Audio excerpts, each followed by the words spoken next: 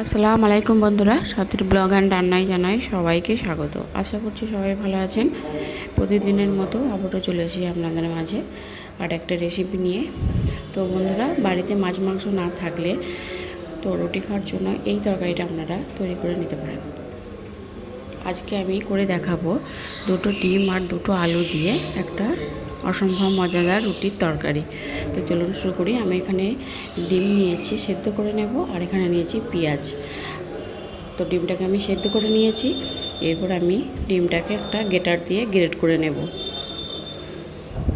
তো দেখুন, ডিমটাকে আমি গ্রেট করে নিয়েছি। এরপর আমি দেখুন এরকম করে ডিমটাকে গ্রেট করে নিয়েছি। এরপর আমি এখানে নিয়েছি আলুটাকে সেদ্ধ করে নিয়েছি। এটাকে একটা কাটা চামচ দিয়ে এভাবে আলুটাকে ভেঙে নেব। আলুটা খুব গরম আছে, আপনারা এই কাজটা চাইলে হাত দিয়েও ভেঙে নিতে পারেন, তবে আমি এখানে একটা কাটা চামচ দিয়ে এটাকে ভেঙে নেব।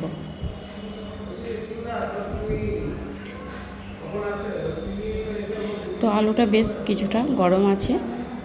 তো দেখুন, আলুটাকে আমি এভাবে করে ভেঙে নিয়েছি। আর এই তরকারিটা আপনারা খুব সহজ এবং মাত্র দুটো তিনটে উপকরণ দিয়েই তৈরি করে নিতে পারবেন। তো এরপর আলুটাকে আমি ভেঙে নিয়েছি আর এখানে একটা বসিয়ে দিয়েছি কড়াইটাকে খুব ভালো করে গরম করে নিয়েছি। এরপর আমি এখানে দিয়ে দিলাম পরিমাণ মতো তেল। তো তেলটাকে ভালো করে গরম করে নিয়েছি। এরপর আমি এখানে দিয়ে দেব হাফ চামচ গোটা জিরে, ফোড়নের জন্য দিয়ে দিলাম। আর এখানে আমি নিয়েছি দুটো মাঝারি সাইজের কোচানো পেঁয়াজটাকে আমি দিয়ে ফোড়নের সঙ্গে ভালো করে ভেজে নেব। তো পেঁয়াজটা দিয়ে দিলাম তেলের মধ্যে, দিয়ে এটাকে একটু লাল লাল করে ভেজে নিয়েছি। পেঁয়াজটা লাল লাল করে ভাজা হয়ে গেছে। এরপর আমি এখানে দিয়ে দেব হাফ চামচ আদা রসুনের পেস্ট। আদা রসুনটা পেঁয়াজের সঙ্গে খুব ভালো করে ভেজে নেব। এরপর আমি এখানে দিয়ে দিলাম স্বাদ মতো নুনটা দিয়ে এর সঙ্গে ভালো করে নেড়েচেড়ে মিশিয়ে নেব।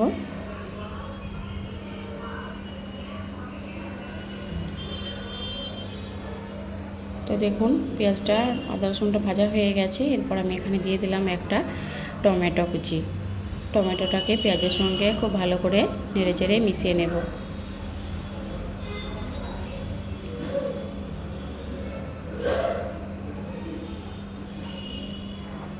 টমেটোটাকে খুব ভালো করে তেলের সঙ্গে ভেজে নিয়েছি। দেখুন, অনেকটাই নরম হয়ে এসেছে। এরপর আমি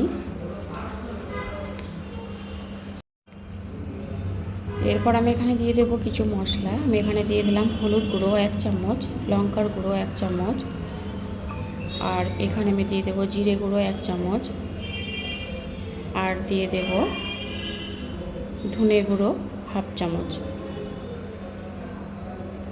আর এখানে দিয়ে দিলাম কাশ্মীরি লঙ্কার গুঁড়ো হাফ চামচ।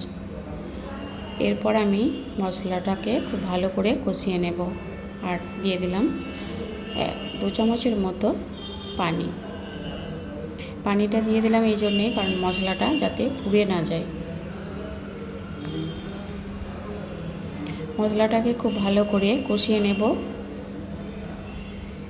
যতক্ষণ পর্যন্ত না তেল ছেড়ে বেরিয়ে আসছে, ততক্ষণ মশলাটাকে কষাতে থাকব। তো দেখুন, মশলাটাকে কষানো হয়ে গেছে প্রায়। আর দেখুন, এভাবে করে মশলাটাকে আমি কষিয়ে নেব। এরপর আমি এর মধ্যে দিয়ে দিলাম 1 চামচ চিনিটা মশলার সঙ্গে খুব ভালো করে মিশিয়ে নেব। চিনিটা অবশ্যই দেবেন, কারণ তাহলে এর স্বাদটা খুব ভালো আসবে। তো দেখুন, এর থেকে তেল ছেড়ে দিয়েছে আর কত সুন্দর একটা কালার এসেছে।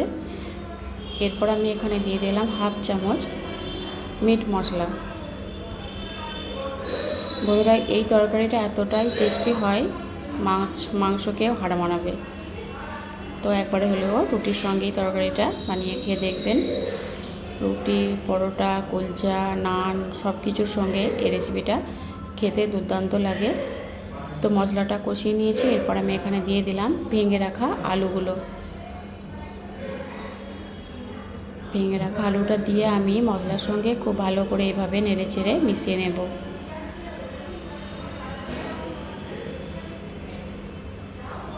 তো খুব আলতো আলতোভাবেই আমি এটাকে নাড়াচাড়া করছি, কারণ একটু ভেঙে ভেঙে নিয়েছি আলুগুলো, না হয় সবগুলোই হয়তো গলে যাওয়ার সম্ভাবনা থাকবে। তো দেখুন মশলাটা আর আলুগুলো খুব ভালোভাবেই মিশিয়ে নিয়েছি, আর এইভাবে করে এটাকে কষিয়ে নেব।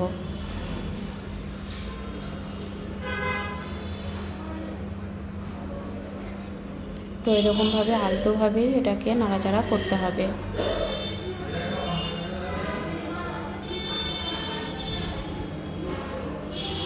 তো দেখুন এটা আমার আলুটা কষানো হয়ে এসছে প্রায়। এখানে আমি দিয়ে দিলাম আবারও হাফ চামচের মতো নুন। নুনটা দিয়ে আবারও সঙ্গে খুব ভালো করে নেড়েচেড়ে মিশিয়ে নেব।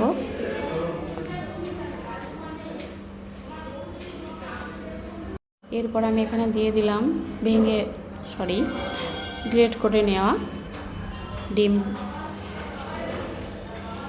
এখানে যে দুটো ডিম গ্রেট করে রেখেছিলাম, সেই গ্রেট করে ডিমটা দিয়ে দিলাম এর মধ্যে, দিয়ে আবারও খুব ভালো করে নেড়েচেড়ে মিশিয়ে নেব।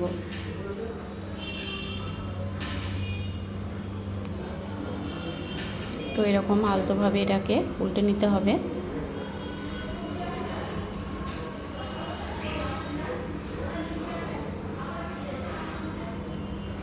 তো খুব আলতোভাবে এটাকে এর সঙ্গে মিশিয়ে নিলাম।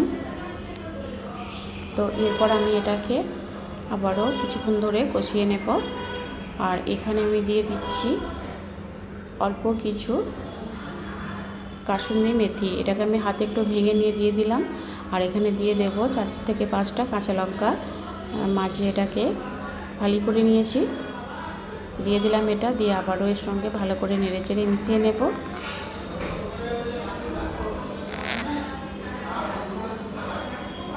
তো এটা আমার প্রায় হয়েই এসেছে, দেখুন কষানো হয়ে গেছে। আর এর মধ্যে আমি এখন আর কিছু মশলা দেব না। তো এটা আমার মোটামুটি কষানো হয়ে গেছে। তো এরপর আমি এখানে দিয়ে দেব অল্প একটু ধনেপাতা কুচি।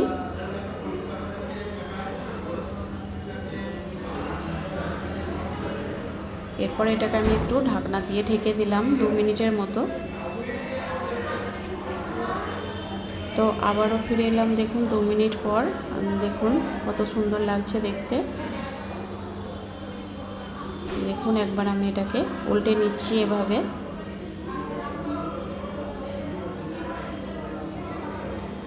তো সবশেষে এখানে দিয়ে দেব গরম মশলার গুঁড়ো। আমি এখানে 1 চামচ গরম মশলার গুঁড়ো নিয়ে ছড়িয়ে দিলাম এভাবে। তো মোটামুটি আমার এটা রেডি হয়ে গেছে। এভাবে একবার একটু মিশিয়ে নিচ্ছি।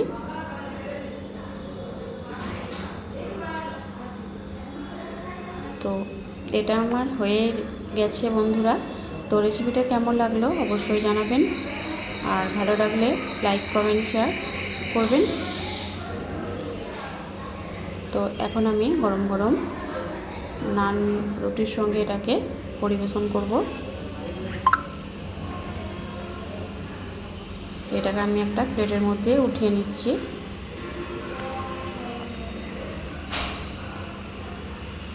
আপনারা অবশ্যই বাড়িতে এভাবে করে একবার বানিয়ে খেয়ে দেখবেন, খেতে দুর্দান্ত লাগে। আর মাত্র 2টো উপকরণ দিয়ে এটাকে আপনারা তৈরি করে নিতে পারবেন। অনেক সময় বাড়িতে মাছ মাংস থাকে না, তো আমরা রুটির খাওয়ার জন্য যেটা চিন্তা করে থাকি যে আজ কী বানাবো, সেটা যেভাবে বানিয়ে নিতে পারেন। তো আজ এই পর্যন্ত, দেখা হচ্ছে পরের ভিডিও।